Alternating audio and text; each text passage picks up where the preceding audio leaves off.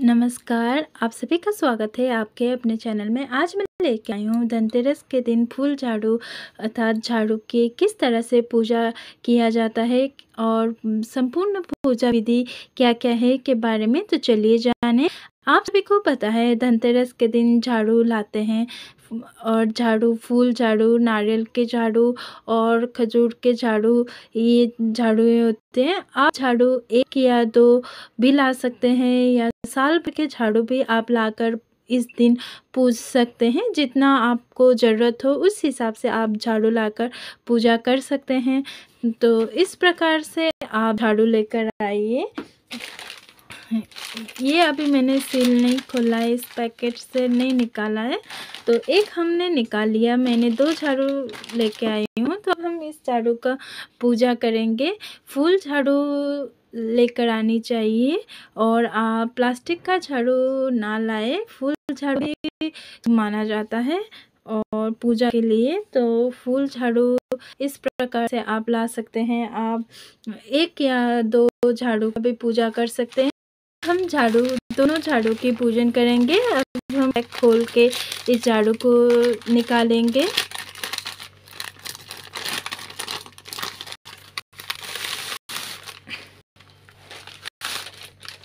ये देखिए,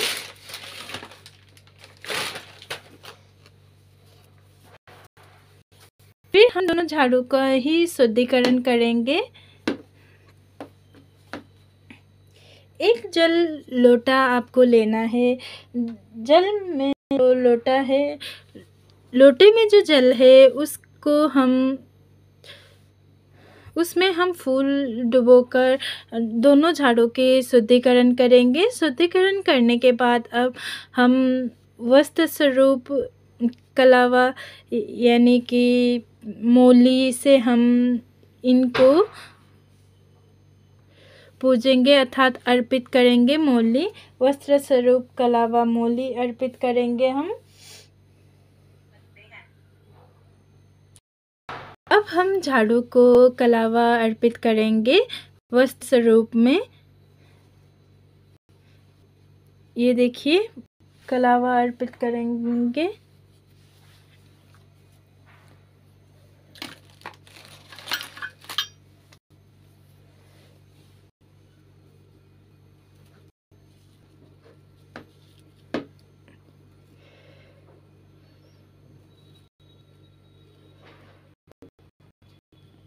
जब हम झाड़ू को कलावा बांध रहे होते हैं तो हमें मन ही मन मंत्र का उच्चारण करना होता है। बहुत ही आराम से जैसे हम कलावा बांधते हैं उस प्रकार से आप झाड़ू को भी कलावा बांधिए।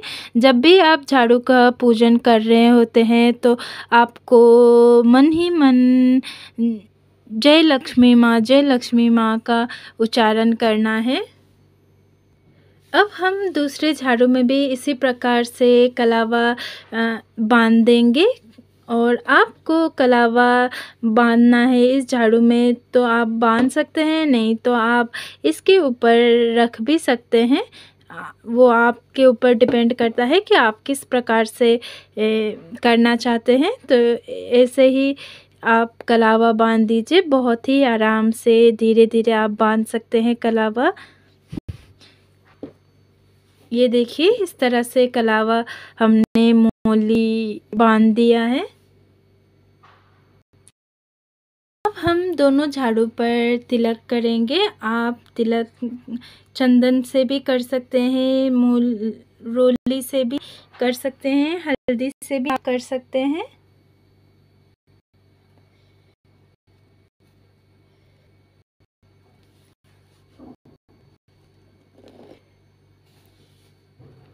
इस प्रकार से आप तिलक कीजिए।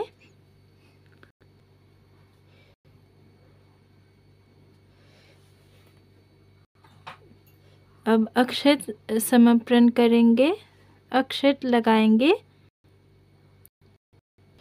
फिर दूसरे झाड़ू को भी हम तिलक करेंगे।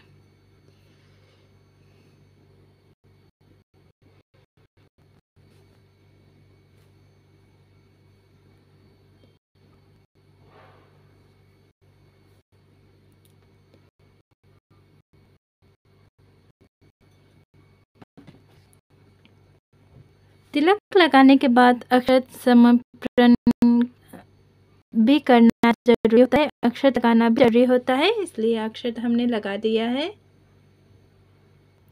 अब हम दिया जलाएंगे, दीपक प्रज्वलित करेंगे। तो आपको दीपक प्रज्वलित करना है, आप घी के भी दीपक प्रज्वलित कर सकते हैं या फिर सरसों के तेल का भी दीपक जला सकते हैं। अब हम दिया जला देंगे।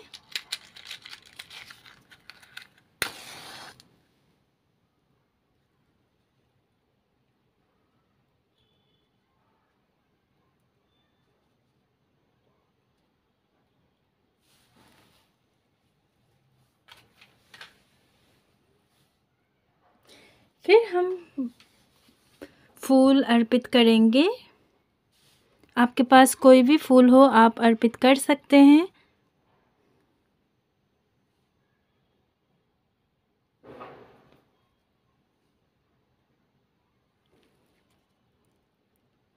सुंदर तरीके से फूल अर्पित कर लीजिए।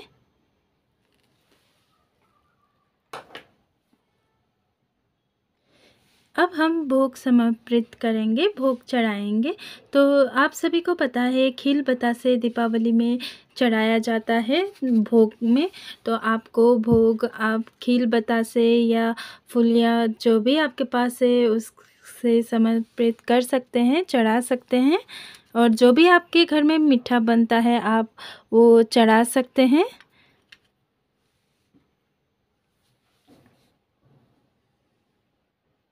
अब हम लोटे में जल भरकर रखेंगे।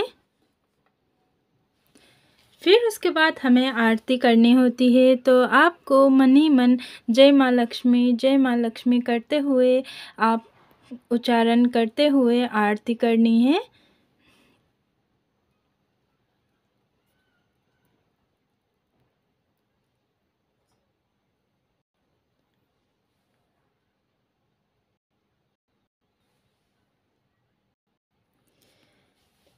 इसी प्रकार से हमारे झाड़ू की पूजा समाप्त होती है। तो आशा करती हूँ आप सबको ये पूजा पसंद आई होगी। अगर पसंद आई हो तो हमारे चैनल को लाइक और सब्सक्राइब अवश्य ही कर दीजिएगा। और इसी प्रकार से झाड़ू की पूजा की जाती है धनतेरस के दिन, क्योंकि झाड़ू को भी हम माँ लक्ष्मी का स्वरूप मानते हैं। इसलिए धनतेरस के दिन कोई पूजा करते हैं तो कोई दिवाली के दिन।